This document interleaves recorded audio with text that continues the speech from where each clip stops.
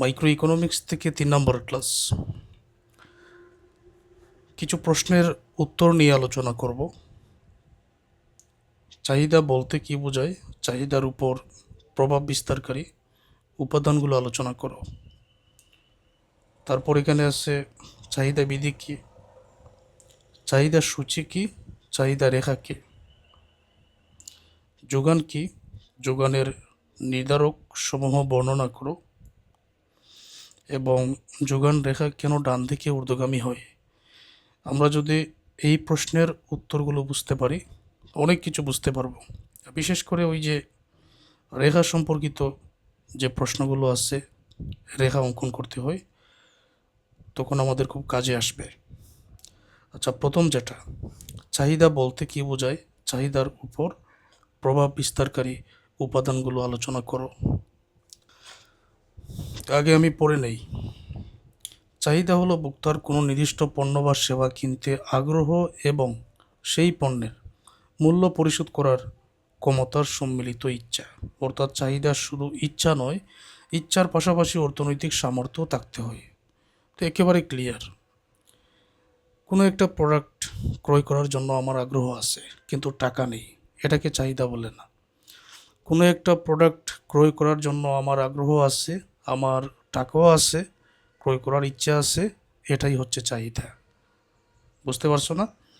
এখন চাহিদার সংজ্ঞা, চাহিদা হলো একটি নির্দিষ্ট সময়ে নির্দিষ্ট মূল্যে কোনো পণ্য বা সেবা ক্রয়ের জন্য ভোক্তার ইচ্ছা এবং সামর্থ্যের সমন্বয়। নির্দিষ্ট সময়ে নির্দিষ্ট মূল্যে কোনো পণ্য বা সেবা, পণ্য হতে পারে, সেবাও হতে পারে, এটা ক্রয় করার জন্য ভোক্তার ইচ্ছা এবং সামর্থ্যের সমন্বয়। চাহিদার উপর প্রভাব বিস্তারকারী উপাদানগুলো লক্ষ্য করো। চাহিদা বিভিন্ন উপাদানের দ্বারা প্রভাবিত হয়। নিচে গুরুত্বপূর্ণ কয়েকটি উপাদান আলোচনা করা হলো। কি সেটা? পণ্যের দাম।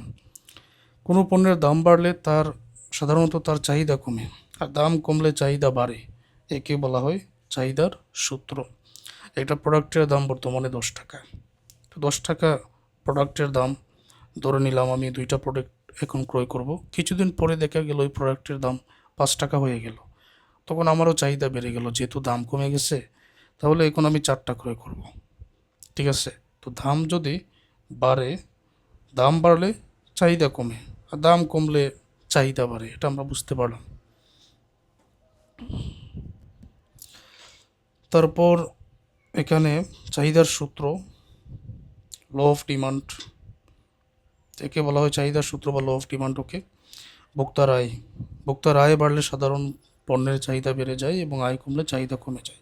তবে নিম্নমানের পণ্যের ক্ষেত্রে উল্টো হতে পারে। যদি আয় বাড়ে তাহলে তো চাহিদা বাড়বেই, কারণ টাকা আছে। আয় কমলে টাকা নেই, তাহলে চাহিদাও কমবে। সম্পূরক ও বিকল্প পণ্যের দাম।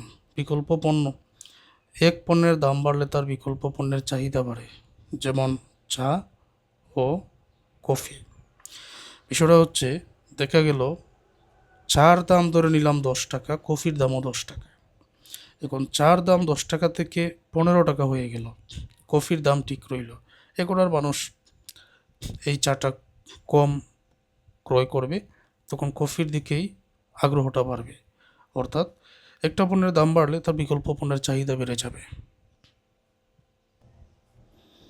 সম্পূরক পণ্য, এক পণ্যের দাম বাড়লে তার সাথে ব্যবহৃত সম্পূরক পণ্যের চাহিদা কমে যায়, যেমন মোবাইল ফোন ও সিম কার্ড। বিষয়টা হচ্ছে যে মোবাইলের দাম ধরো 10,000 টাকা, হঠাৎ করে এটা দাম বৃদ্ধি পেয়ে 30,000 হয়ে গেল, তাহলে তো এটা চাহিদা কমবে। আর মোবাইল না কিনলে তো সিম কার্ডেরও প্রয়োজন পড়ে না, তখন এটা আর কেউ ক্রয় করবে না। বিষয়টা এরকম যে একটা পণ্যের দাম বাড়লে তার সম্পূরক পণ্যের চাহিদা কমে যায়, তো মোবাইলের দাম বাড়লে মোবাইলের চাহিদা কমবে, ফলে সিম কার্ডও কেউ কিনবে না, এটারও চাহিদা কমবে। বিষয়টা এরকম।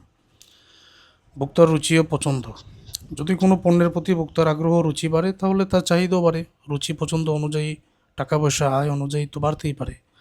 জনসংখ্যার পরিবর্তন, জনসংখ্যা বাড়লে সাধারণভাবে পণ্যের মোট চাহিদাও বাড়ে। যত বেশি জনসংখ্যা তত বেশি চাহিদাও বাড়তে পারে, মানুষ বেশি এই জন্য।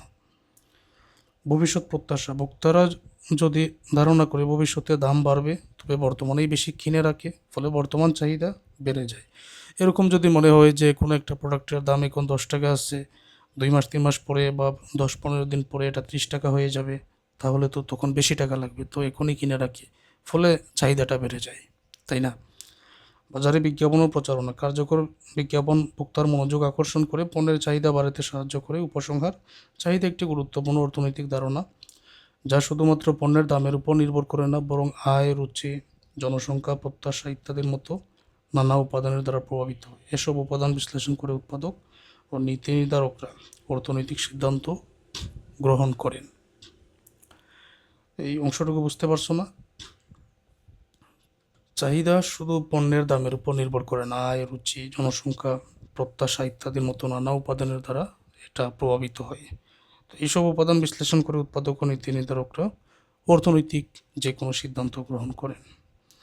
আচ্ছা, এখন চাহিদা বিধি কি?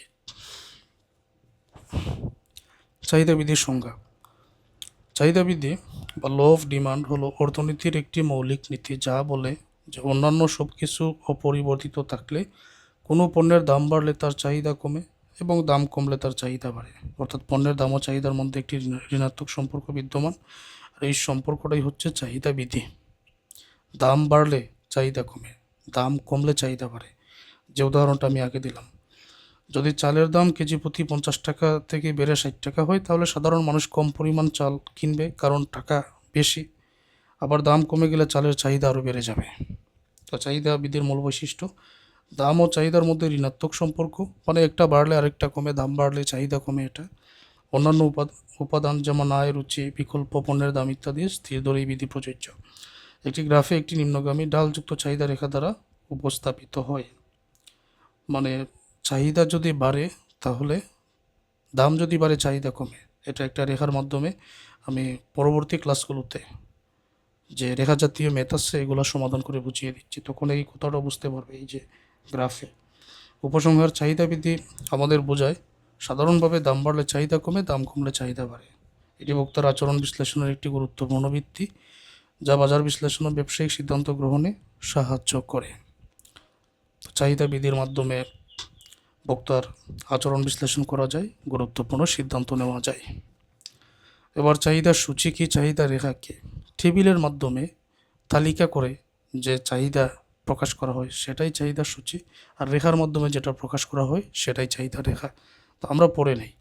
চাহিদা সূচি ও চাহিদা রেখা, এই দুটি ধারণা চাহিদা বিশ্লেষণে খুবই গুরুত্বপূর্ণ। নিচের সহজ ভাষায় সংজ্ঞা ও ব্যাখ্যায় দেওয়া হলো চাহিদা সূচি। চাহিদা সূচি হলো একটি সারণী বা তালিকা, যেখানে কোনো নির্দিষ্ট সময়ে বিভিন্ন দামের বিপরীতে একটি পণ্যর কত পরিমাণ চাহিদা হতে পারে তা দেখানো হয়। উদাহরণস্বরূপ, একটি সূচি থেকে বোঝা যায় দাম বাড়লে চাহিদা কমে, যা চাহিদা বৃদ্ধির মূল ধারণা। দাম বাড়লে তো চাহিদা কমে, একটা টেবিলের মাধ্যমে কিন্তু এটা আমরা দেখাতে পারি। হ্যাঁ, কিছুক্ষণ পরে বা পরবর্তী ক্লাসে আমরা জানব। চাহিদা রেখা: চাহিদা রেখা হলো চাহিদা সূচির তথ্যগুলোর ভিত্তিতে অঙ্কিত একটি রেখা চিত্র। ওই যেটা বললাম, এই রেখার মাধ্যমে যেটা প্রকাশ করা হয়, যেখানে বিভিন্ন দামের বিপরীতে চাহিদার পরিমাণকে গ্রাফে প্রদর্শন করা হয়। অনুভূমিক অক্ষ এক্স এক্সিস চাহিদার পরিমাণ, উলম্ব অক্ষ ওয়াই এক্সিস পণ্যের দাম। এটা আমরা রেখার মধ্যেই জানব। চাহিদা রেখা সাধারণত বাম দিক থেকে ডান দিকে নিচে ঢালু হয়, এটাও আমরা পরবর্তী ক্লাসে জানব, কারণ দাম বাড়লে চাহিদা কমে। উপসংহার: চাহিদার সূচি একটি সারণীর মাধ্যমে একটি চাহিদা রেখা একটি রেখাচিত্রের মাধ্যমে পণ্যের দাম ও চাহিদার মধ্যে সম্পর্ক ব্যাখ্যা করে। এগুলো অর্থনীতিতে বাজার বিশ্লেষণ ও মূল্য নির্ধারণে গুরুত্বপূর্ণ ভূমিকা রাখে। এবার আসো যোগান কি, যোগানের নির্ধারক সমূহ বর্ণনা করো। এক কথায় বর্তমান বাজারে বিক্রি করার জন্য যত পরিমাণ পণ্য প্রস্তুত আছে বিক্রি করার জন্য, সেটাই যোগান। এখানে আমরা পড়ি, যোগান হলো কোনো নির্দিষ্ট সময়ে নির্দিষ্ট মূল্যে বিক্রেতার একটি পণ্য বাজারে বিক্রি করার পরিমাণ। যোগান হলো কোনো নির্দিষ্ট সময়ে নির্দিষ্ট মূল্যে বিক্রেতার একটি পণ্য বাজারে বিক্রি করার পরিমাণ। বাজারে যেই পরিমাণ পণ্য আছে বিক্রি করার জন্য বিক্রেতা প্রস্তুত করে রাখেন। তবে শুধু দামের পরিবর্তনেই যোগান পরিবর্তিত হয় না, কিছু গুরুত্বপূর্ণ নির্ধারক উপাদান যোগানের উপর প্রভাব ফেলে। যোগানের প্রধান নির্ধারক সমূহ নিচে বর্ণনা করা হলো। আরেকটা বিষয় আমি তোমাদের এখানে বুঝিয়ে দেই। যেমন ধরো, দামের সাথে যোগানের কী সম্পর্ক। একটা প্রোডাক্টের মূল্য 10 টাকা, তখন বিক্রেতা ধরে নিলাম 20 একক প্রোডাক্ট বাজারে বিক্রির জন্য নিয়ে আসলেন। তো দেখা গেল কি কিছুদিন পরে ওই প্রোডাক্টের মূল্য 10 টাকা থেকে 15 টাকা হয়ে গেল। তো বিক্রেতা মনে করলেন দাম যেহেতু বাড়ছে তা আমার লাভ হবে, আরও কিছু পণ্য নিয়ে আসে। সেই ক্ষেত্রে উনি আরও 30 একক পণ্য নিয়ে আসলেন। তার মানে দাম বাড়লে যোগান বাড়ে, বাজারে যত পরিমাণ পণ্য আছে সেটাই যোগান। দাম 15 টাকা হয়ে গেল, যোগানও বেড়ে গেল। তো চাহিদা যোগানের মধ্যে পার্থক্য বুঝতে পারছো? দাম বাড়লে কিন্তু চাহিদা কমে, কিন্তু দাম বাড়লে যোগান বাড়ে। হ্যাঁ, এগুলা রেখার ক্লাসের মধ্যেই আমি বোঝাবো তোমাদের। যোগানের প্রধান নির্ধারকসমূহ নিচে বর্ণনা করা হলো। পণ্যের দাম বাড়লে উৎপাদকরা বেশি পরিমাণে পণ্য বাজারে সরবরাহ করতে চায়। যে কথাটা বললাম, দাম বাড়লেই তারা আরও বাড়িয়ে পণ্য নিয়ে আসে বাজারে, কারণ এতে লাভের পরিমাণ বাড়ে। অন্যদিকে দাম কমলে যোগানও কমে যায়। উৎপাদন খরচ, কাঁচামাল, শ্রম, যন্ত্রপাতি ইত্যাদি খরচ বেড়ে গেলে উৎপাদন ব্যয় বাড়ে আর যোগান কমে যায়। উৎপাদন খরচ, যদি কাঁচামাল, শ্রম, যন্ত্রপাতির দাম বেড়ে যায় তো উৎপাদন খরচও বাড়ে। তো উৎপাদন খরচ বাড়লে তো যোগান কমবেই, কারণ টাকা বেশি লাগে। আবার খরচ কমলে যোগান বাড়ে। আবার এগুলোর খরচ যদি কমে, যোগানটা কিন্তু বাড়ে। প্রযুক্তির ব্যবহার, উন্নত প্রযুক্তির মাধ্যমে উৎপাদন খরচ কমে, উৎপাদন দক্ষতা বাড়ে, ফলে যোগান বৃদ্ধি পায়। উন্নত প্রযুক্তির মাধ্যমে উৎপাদন খরচ কমে, উন্নত প্রযুক্তির মাধ্যমে উৎপাদন দক্ষতা বাড়ে, যোগান বৃদ্ধি পায়। প্রযুক্তি যদি ভালো হয়। সরকারি নীতি ও কর, সরকার যদি কোনো পণ্যের উপর উচ্চ হারে কর আরোপ করে তাহলে উৎপাদকরা কম যোগান দেয়, তবে ভর্তুকি দিলে যোগান বেড়ে যায়। সরকার যদি কোনো পণ্যের উপর উচ্চ হারে করটা আরোপ করে তাহলে তো উৎপাদকরা কমই উৎপাদন করবে। যদি সরকার ভর্তুকি দিয়ে দেয় তো যোগান তো বাড়বে। আবহাওয়া ও প্রাকৃতিক অবস্থা, কৃষি পণ্যের ক্ষেত্রে আবহাওয়া একটি গুরুত্বপূর্ণ নির্ধারক। অনুকূল আবহাওয়ায় উৎপাদন বাড়ে, যোগানও বৃদ্ধি পায়। দুর্যোগ হলে যোগান কমে যায়। প্রতিযোগিতার অবস্থা, যদি বাজারে একাধিক উৎপাদক থাকে তবে প্রতিযোগিতার কারণে যোগান বাড়ে। একচেটিয়া বাজারে উৎপাদক নিজের সুবিধা অনুযায়ী যোগান নিয়ন্ত্রণ করতে পারে। প্রতিযোগিতা অবস্থা, বাজারে একাধিক উৎপাদক থাকে তবে প্রতিযোগিতার কারণে যোগান বাড়ে, যে কে কার চেয়ে বেশি উৎপাদন করতে পারে, যোগান দিতে পারে।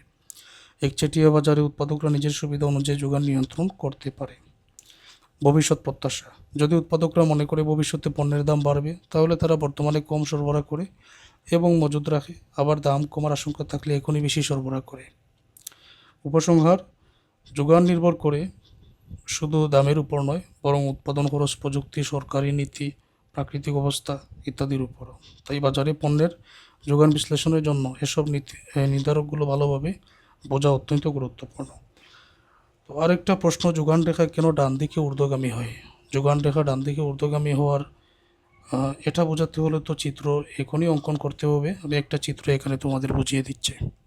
এখানে আমি একটা যোগান সূচি অঙ্কন করে নিলাম, মানে টেবিলের মাধ্যমে বিষয়টা তোমাদের বোঝাই। মনে করো কোনো একটা বাজারে যে কোনো একটা নির্দিষ্ট পণ্যের, এটা পি দ্বারা বোঝানো হয়েছে প্রাইস, দর। এস দ্বারা সাপ্লাই, সাপ্লাই মানে যোগান। হ্যাঁ, তো একটা নির্দিষ্ট পণ্যের প্রাইস হচ্ছে, ধরে নিলাম আমি 5 টাকা। তো প্রাইস যখন 5 টাকা, তখন তখন এই বাজারে বিক্রেতারা এটার যোগান নিয়ে আসলেন 20 একক। 5 টাকা যখন প্রাইস, তো বাজারে আসছে 20 একক। তো এটার প্রাইস বেড়ে, প্রোডাক্টের প্রাইস বেড়ে যখন 10 টাকা হলো, তো বিক্রেতারা মনে করলেন দাম যেহেতু বেড়ে গেছে, এখন আমরা যত পরিমাণে বিক্রি করব আমাদেরই লাভ। তখন এটার যোগান হয়ে গেল 30 একক। দাম যখন 5 টাকা, তো এটার যোগান 20 একক আসছে বাজারে। যখন দাম বেড়ে 10 টাকা হলো তখন 30 একক। তো দাম বেড়ে যখন 15 টাকা হলো তখন উৎপাদকরা বা বিক্রেতারা 40 একক প্রোডাক্ট বাজারে নিয়ে আসলেন। এখন আমি একটা রেখা এখানে অঙ্কন করে নিচ্ছি তোমাদেরকে সহজে বোঝানোর জন্য। সবাই লক্ষ্য করো। তো এটা হচ্ছে ও এক্স অক্ষ, এটা হচ্ছে ও ওয়াই।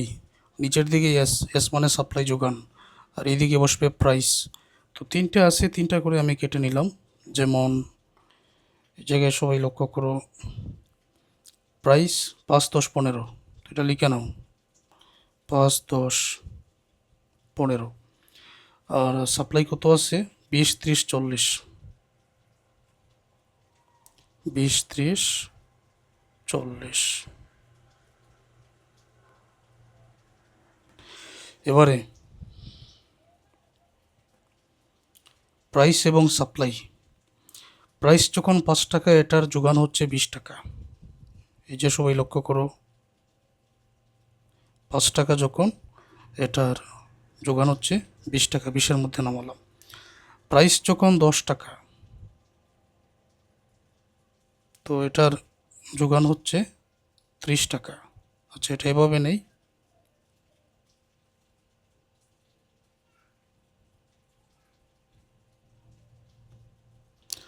প্রাইস যখন 10 টাকা তখন এটার যোগান হচ্ছে 30 একক, টাকা না একক।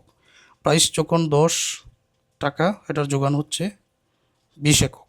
প্রাইস যখন 5 টাকা, যখন প্রাইস যোগান হচ্ছে 20 একক। প্রাইস 10 টাকা যখন যোগান হচ্ছে 30 একক। এখন প্রাইস যখন 15, তো যোগান হবে 40। ওকে,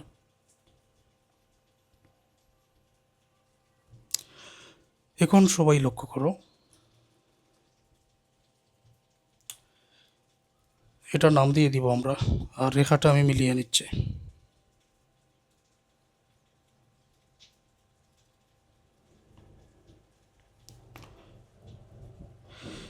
এটা হচ্ছে এ বিন্দু, এটা বি বিন্দু, এটা সি বিন্দু। তো এত কিছু কেন আলোচনা করলাম? যোগান রেখা কেন ডান দিকে ঊর্ধ্বগামী হয়? এই যে যোগান রেখাটা ডান দিকে উঠেছে, মানে ডান দিকে ঊর্ধ্বগামী, কারণ কি? দাম বাড়লে যোগানও বাড়ে, যার কারণে যোগান রেখা ডান দিকে ঊর্ধ্বগামী। এটা তো রেখার মাধ্যমে আমরা বুঝলাম। এখন যোগান রেখা কেন ডান দিকে ঊর্ধ্বগামী হয় তা দেওয়া হলো। যোগান রেখা ডান দিকে সংজ্ঞা: যোগান রেখা হলো একটি রেখা যা পণ্যের দাম ও সরবরাহিত পরিমাণের সম্পর্ক দেখায়। কারণসমূহ: দামের সঙ্গে লাভ বাড়ে। যখন পণ্যের দাম বেশি হয় তখন উৎপাদকরা বেশি লাভের সুযোগ পায়, ফলে যোগানটাও কিন্তু বাড়িয়ে দেয়, উৎপাদন বাড়ানো যায়। উচ্চ দামে উৎপাদন খরচ মেটানো সহজ হয়, তাই উৎপাদন বাড়ানো হয়। নতুন উৎপাদক যোগ দেয়। দাম বাড়লে নতুন ব্যবসায়ীরা বাজারে আসে। একটা প্রোডাক্টের দাম বাড়লে নতুন ব্যবসায়ীরা বাজারে আসে, যা সরবরাহ বাড়ায়। সরবরাহে উৎসাহ বাড়ে। দামের বৃদ্ধির উৎপাদনে উৎসাহ যোগায়, ফলে সরবরাহ বৃদ্ধি পায়।